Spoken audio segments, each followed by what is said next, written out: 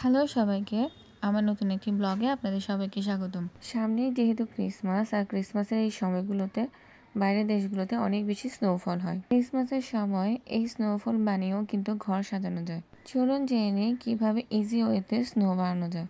Snow বানানোর জন্য আমাদের প্রথমে প্রয়োজন হবে কাগজ। আপনি যে কালারের স্নো বানাতে চান সেই কালারের কাগজই বেছে নেবেন।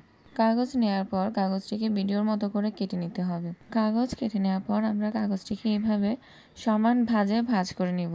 কাগজটিকে ভাঁজ করার পর আমরা যে কোনো গ্লুয়ের সাহায্যে কাগজটিকে দুপাশ আটকে নেব, যেন কাগজটি খুলে না যায়। গ্লু লাগানোর পর আমরা কাগজটিকে এক সাইডে রেখে দিব, যেন কাগজটি সেট হয়ে যায়। কাগজটি সেট হয়ে গেলে আমরা ভিডিওর মতো করে কাগজটিকে মাঝ বরাবর ভাঁজ করে গ্লুয়ের সাহায্যে দুপাশ আবারও আটকে দেব। এইভাবে 6টি কাগজ রেডি করে নেবেন। আমি 7টি রেডি করেছিলাম, আমার একটু বেশি হয়েছিল। কারো যদি প্রয়োজন হয় আরও বেশিও তৈরি করে নিতে পারেন। এবারে কাগজগুলো রেডি হয়ে গেলে ভিডিওর মতো করে ডিজাইন করে কাগজগুলো কাঁচি দিয়ে কেটে নেবেন। কাঁচি দিয়ে কেটে নেওয়ার পর ভিডিওর মতো করে গ্লুয়ের সাহায্যে একটির উপর একটি কাগজ লাগিয়ে দিবেন।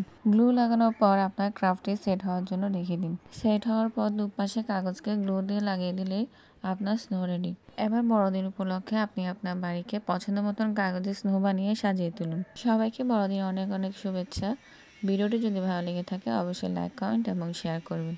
ধন্যবাদ।